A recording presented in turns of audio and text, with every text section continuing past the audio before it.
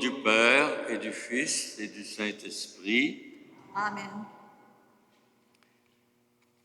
Que la paix du Seigneur soit toujours avec vous. Et avec votre esprit. Bonjour mes amis, bienvenue à cette célébration où l'Église nous propose deux saints qui ont vécu dans les années 250, 253, 258 après Jésus-Christ de notre ère. Deux saints qui ont été martyrisés. L'un a été pape, Saint Corneille, et l'autre, Saint Cyprien, lui aussi a été décapité. Alors, ce sont des piliers de l'Église, hein? Une Église qui a commencé dans la souffrance. Et on dirait qu'à certaines périodes de la vie de l'Église, cette souffrance est comme un terreau qui fait croître par la suite l'Église, la vie de l'Église, la vie des chrétiens. Alors, si vous voulez, mes amis, nous allons prendre un petit moment de recueillement et présenter au Seigneur notre présence même ici à l'Église, en lui demandant de nous accueillir tels que nous sommes, entre autres, en lui demandant son pardon pour nos fragilités, nos faiblesses. Seigneur, accorde-nous ton pardon. Montre-nous ta miséricorde. Que Dieu Tout-Puissant nous fasse miséricorde, qu'il nous pardonne nos péchés et nous conduise à la vie éternelle. Amen. Prions le Seigneur. Si vous avez le texte, je vous invite à le dire avec moi. Seigneur Dieu, tu as donné à ton peuple, dans les bienheureux Corneille et Cyprien, des pasteurs dévoués et d'invincibles martyrs par leur intercession. Fortifie notre courage et notre foi et accorde-nous de travailler avec empressement pour l'unité de l'Église. Par Jésus le Christ, ton Fils, notre Seigneur, qui vit et règne avec toi dans l'unité du Saint-Esprit, Dieu pour les siècles des siècles. Amen. Veuillez vous asseoir. La première lecture est une lettre que saint Paul a fait parvenir à son ami, son frère dans la mission, Timothée. C'est une lettre où il y a plein de conseils, plein de recommandations pour ceux qui veulent être responsables de communauté. Ça s'applique à nous, hein, les prêtres en particulier, mais aussi ça s'applique, je pense, à tout chef de communauté familiale, tout père, toute mère de famille. Il y a des choses importantes là-dedans. Alors, je vous invite à écouter attentivement.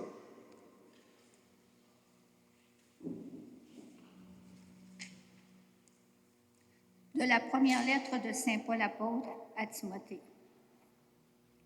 Bien-aimé, voici une parole digne de foi. Si quelqu'un aspire à la responsabilité d'une communauté, c'est une belle tâche qu'il désire.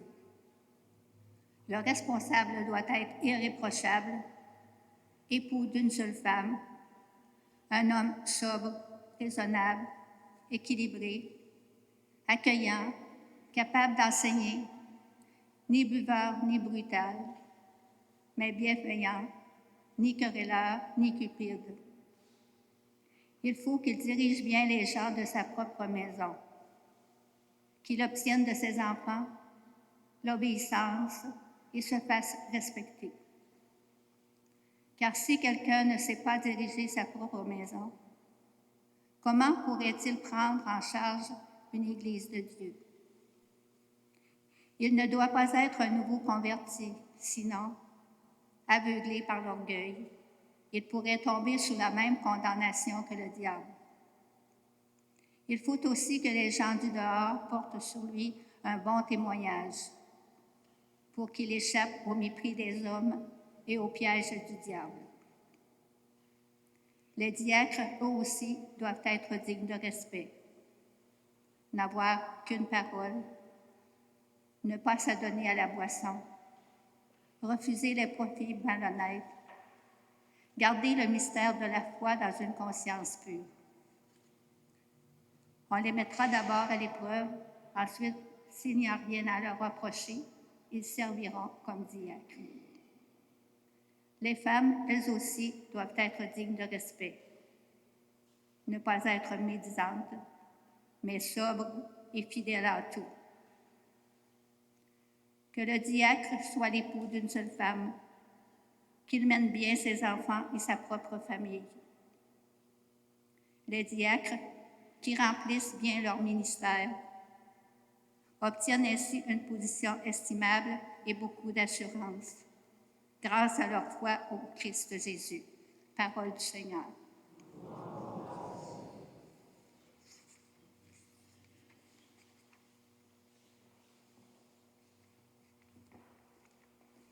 Ensemble, je marcherai d'un cœur parfait, Seigneur. Je chanterai justice et bonté. À toi mes hymnes, Seigneur. J'irai par le chemin le plus parfait. Quand viendras-tu jusqu'à moi? Je marcherai d'un cœur parfait, Seigneur. Je marcherai d'un cœur parfait avec ceux de ma maison. Je n'aurai pas même un regard pour les pratiques démoniaques. Je marcherai d'un cœur parfait, Seigneur. Qui dénigre en secret son prochain? Je le réduirai au silence, le regard hautain, le cœur ambitieux. Je ne peux les tolérer. Je marcherai d'un cœur parfait, Seigneur. Mes yeux distinguent les hommes sûrs du pays. Ils siégeront à mes côtés. Qui se conduira parfaitement, celui-là me servira. Je marcherai d'un cœur parfait, Seigneur.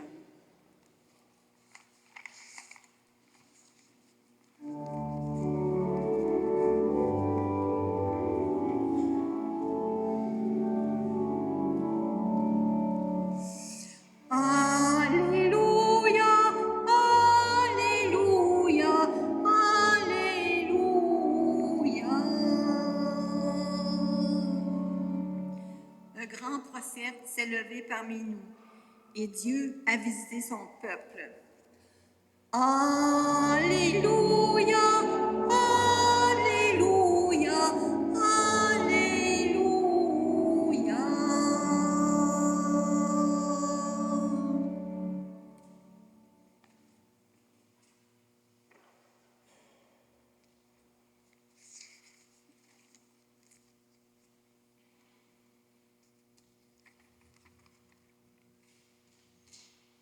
Le Seigneur soit avec vous. Évangile de Jésus-Christ notre Seigneur, selon saint Luc.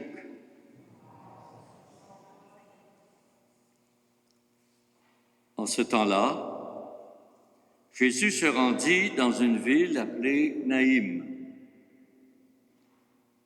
Ses disciples faisaient route avec lui, ainsi qu'une grande foule. Il arriva près de la porte de la ville au moment où l'on emportait un mort pour l'enterrer. C'était un fils unique et sa mère était veuve. Une foule importante de la ville accompagnait cette femme. Voyant celle-ci, le Seigneur fut saisi de compassion pour elle et lui dit « Ne pleure pas ». Il s'approcha et toucha le cercueil. Les porteurs s'arrêtèrent et Jésus dit « Jeune homme, je te l'ordonne, lève-toi. Alors le mort se redressa et se mit à parler. Et Jésus le rendit à sa mère. La crainte s'empara de tous, et ils rendaient gloire à Dieu en disant, « Un grand prophète s'est levé parmi nous, et Dieu a visité son peuple. » Et cette parole sur Jésus se répandit dans toute la Judée et dans toute la région. Acclamons la parole de Dieu.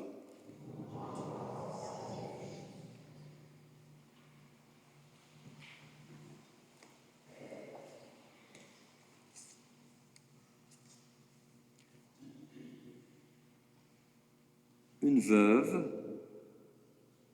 perd son fils unique. Voulez-vous, on va essayer de se mettre à la place de cette femme. On est dans le temps de Jésus. Il n'y avait pas d'assistance sociale. Il n'y avait pas d'aide pour les veuves. Son fils, qui était probablement un adolescent ou un jeune homme, c'était son espoir. C'était comme on dit ici, son poteau de vieillesse. Hein? C'était celui qui l'aiderait à vivre. Et là, elle perd sa sécurité, elle perd l'affection de sa vie, d'autant plus qu'elle avait perdu son mari. Elle devait être catastrophée, écrasée par la douleur. Alors Jésus la voit, il voit tout, il voit tout de suite ce qui se passe, il voit jusqu'à l'intérieur d'elle-même et lui dit, ne pleure pas, ne pleure pas.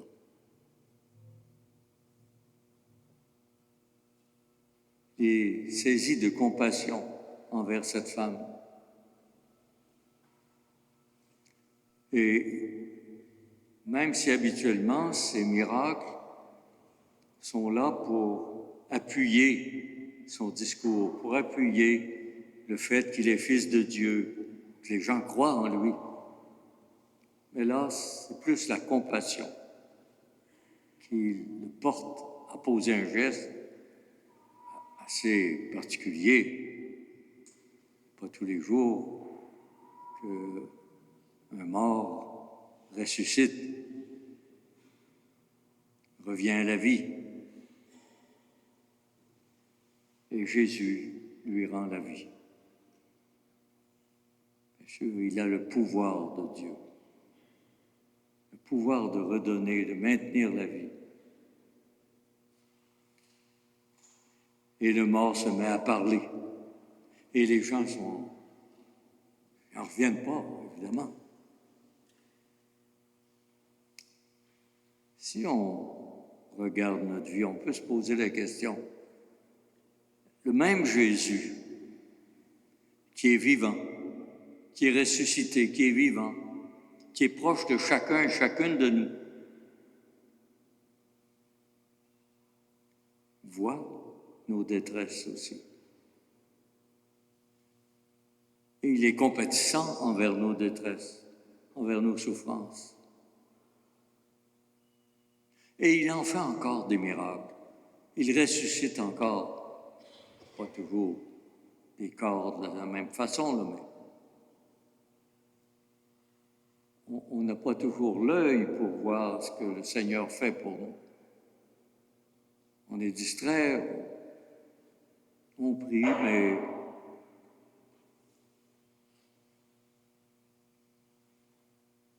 le Seigneur fait beaucoup pour chacun et chacune d'entre nous, bien plus qu'on pense. Mais il travaille par l'intérieur, avec son esprit. travail de l'Esprit Saint, c'est un travail profond, intérieur, qui respecte la nature. Oui, dans ça. S'il fallait qu'il suspende les lois de la nature à chaque fois que quelqu'un a de la peine, ce serait le chaos dans le monde. Et pourquoi il le ferait pour un puis il ne le ferait pas pour l'autre? Ce serait une injustice. Il ne pouvait pas faire ça. Mais il travaille par l'intérieur. Il travaille dans le cœur de l'être humain. Il fait confiance à nos capacités pour changer les choses. Les amis, voulez-vous, aujourd'hui, on va garder silence dans notre cœur, puis on va accueillir la compassion du Seigneur pour chacun et chacune de nous.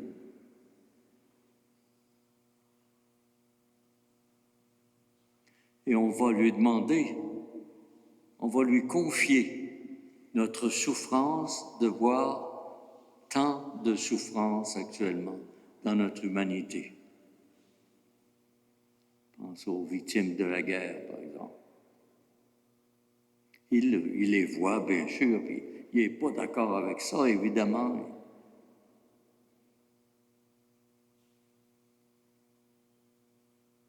Il est toujours compatissant. On voudrait bien que ça se règle le plus rapidement possible. On ne comprend pas toujours comment ça se fait que ça ne se règle pas plus vite que ça. Il peut agir autrement avec ces gens-là.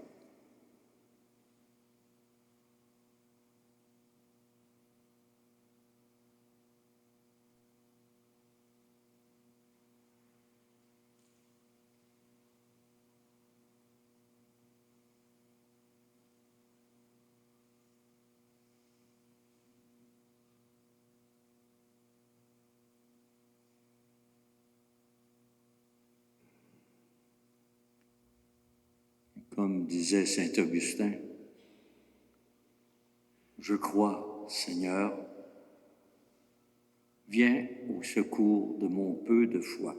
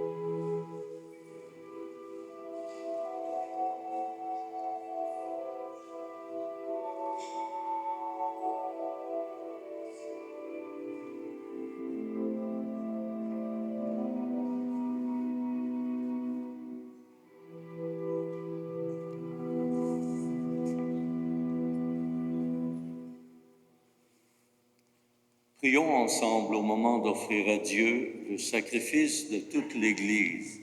Pour la gloire de Dieu et le salut du monde. Accepte, nous t'en prions, Seigneur, les offrandes que ton peuple te présente pour célébrer la passion de tes saints martyrs. Elles ont rendu les bienheureux Corneille et Cyprien courageux dans la persécution. Qu'elles nous obtiennent aussi d'être fermes dans l'adversité, par le Christ notre Seigneur. Amen. Le Seigneur soit avec vous. Et avec votre esprit, Élevons notre cœur. nous le tournons vers le Seigneur. Rendons grâce au Seigneur notre Dieu. Cela est juste et bon. Vraiment, Père très saint, il est juste et bon pour ta gloire et notre salut de t'offrir notre action de grâce toujours et en tout lieu, par ton Fils bien-aimé Jésus le Christ. Il est ta parole par qui tu as créé toutes choses. C'est lui que tu nous as envoyé comme Rédempteur et Sauveur, Dieu fait homme, conçu de l'Esprit Saint, né de la Vierge Marie. Pour accomplir jusqu'au bout ta volonté et rassembler un peuple saint qui t'appartienne, il étendit les mains à l'heure de sa passion afin de briser la mort et de manifester la résurrection. C'est pourquoi, avec les anges et tous les saints, nous chantons ta gloire et d'une seule voix nous proclamons.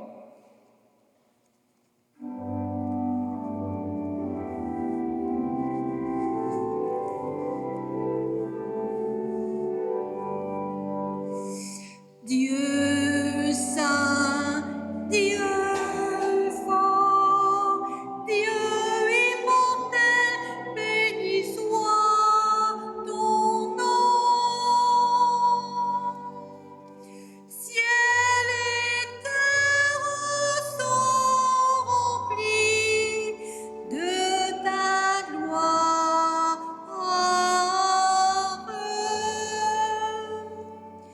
Dieu saint, Dieu fort, Dieu immortel, béni soit ton nom. Béni soit celui qui vient au nom du Seigneur. Dieu saint, Dieu fort, Dieu immortel, béni soit ton nom.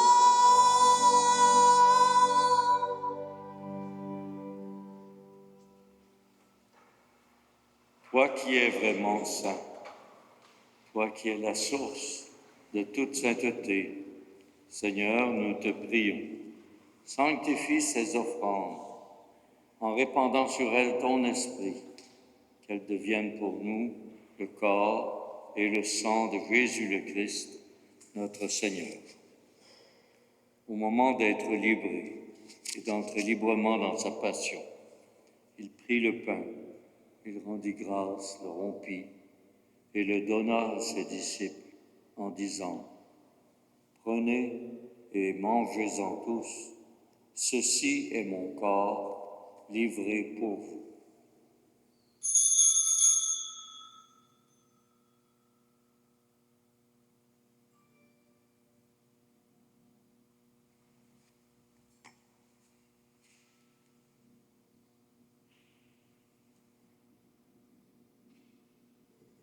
De même, à la fin du repas, il prit la coupe. De nouveau, il rendit grâce et la donna à ses disciples en disant « Prenez et buvez-en tous, car ceci est la coupe de mon sang, le sang de l'alliance nouvelle et éternelle qui sera versé pour vous et pour la multitude en rémission des péchés. Vous ferez cela en mémoire de moi. »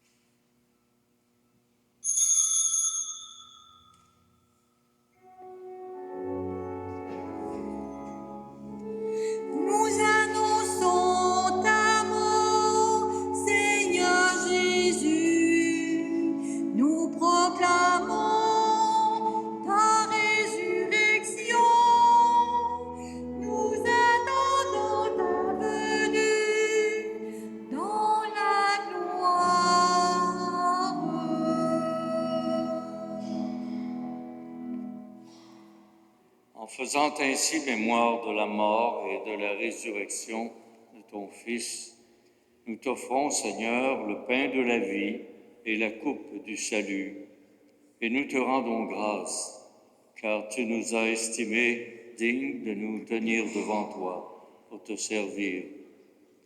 Humblement, nous te demandons qu'en ayant part au corps et au sang du Christ, nous soyons rassemblés par l'Esprit Saint en un seul corps. Souviens-toi, Seigneur, de ton Église répandue à travers le monde. Fais-la grandir dans ta charité, en union avec notre pape Léon, notre évêque Denis, tous les évêques, les prêtres, les diacres, et tous ceux et celles qui ont une charge dans ton peuple. Souviens-toi aussi de nos frères, de nos sœurs, qui se sont endormis dans l'espérance de la résurrection. En particulier, souviens-toi de Diane Saint-Pierre, ainsi que de tous nos parents, tous nos amis défunts. Reçois-les, accueille-les dans la lumière de ton visage. Sur nous tous, enfin, nous implorons ta bonté. Permets qu'avec la Vierge Marie, la bienheureuse Mère de Dieu, avec Saint Joseph, son époux, les apôtres, Saint Pédis, bienheureuse Élisabeth Turgeon, tous les saints et saintes qui ont fait ta joie au long des âges, nous ayons part à la vie éternelle et que nous chantions ta louange et ta gloire par ton Fils Jésus, le Christ.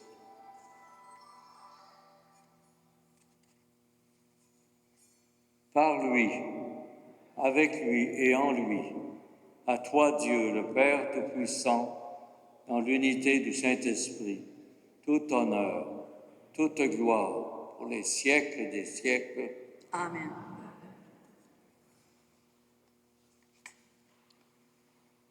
En union avec tous nos parents, nos amis défunts, en union avec tous les membres de cette communauté, redisons ensemble: Notre Père qui es aux cieux, que ton nom soit sanctifié, que ton règne vienne, que ta volonté soit faite sur la terre comme au ciel. Donne-nous aujourd'hui notre pain ce jour. Pardonne-nous nos offenses, comme nous pardonnons aussi à ceux qui nous ont offensés. Ne nous laisse pas entrer en tentation, mais délivre-nous du mal. Délivre-nous de tout mal, Seigneur. Donne la paix à notre temps. Par ta miséricorde, libère-nous du péché. Rassure-nous devant les épreuves en cette vie où nous espérons le bonheur que tu promets et l'avènement de Jésus-Christ, notre Sauveur. Car c'est à toi qu'appartiennent le règne, la puissance et la gloire, pour les siècles des siècles. Seigneur Jésus-Christ, tu as dit à tes apôtres: « Je vous laisse la paix, je vous donne ma paix. Ne regarde pas nos péchés, mais la foi de ton Église.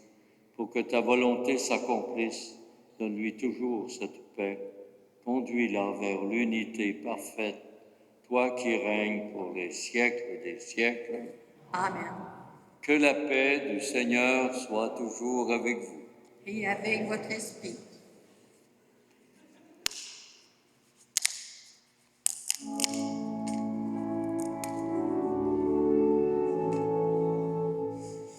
Agneau de Dieu, qui enlève les péchés du monde, prends pitié de nous.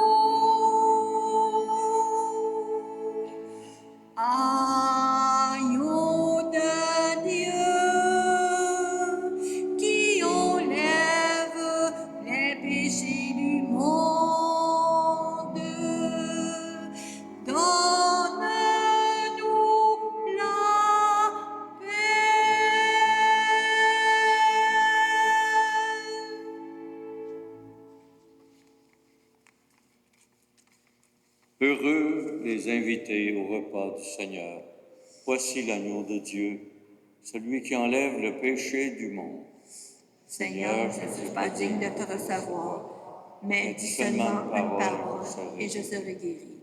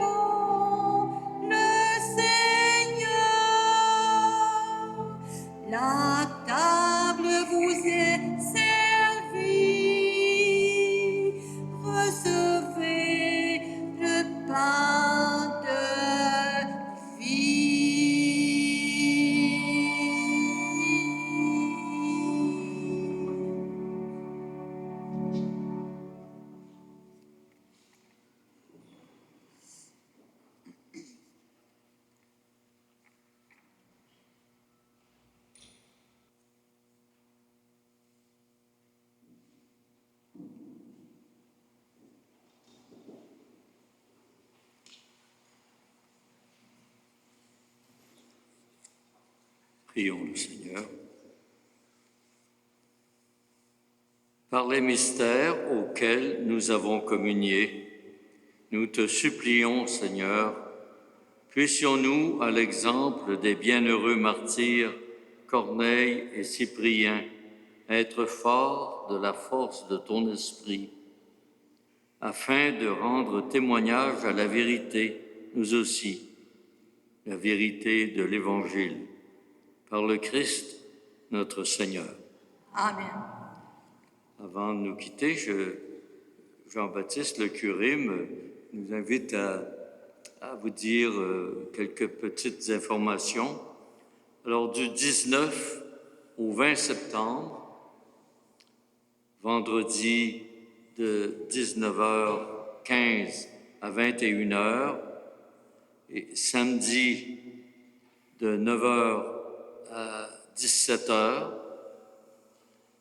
il y aura un ressourcement charismatique avec Mario Doll, ici à la salle Raoul-Roy. En octobre, tous les jeudis, il y aura confession individuelle et adoration de 18h30 à 20h, ici même.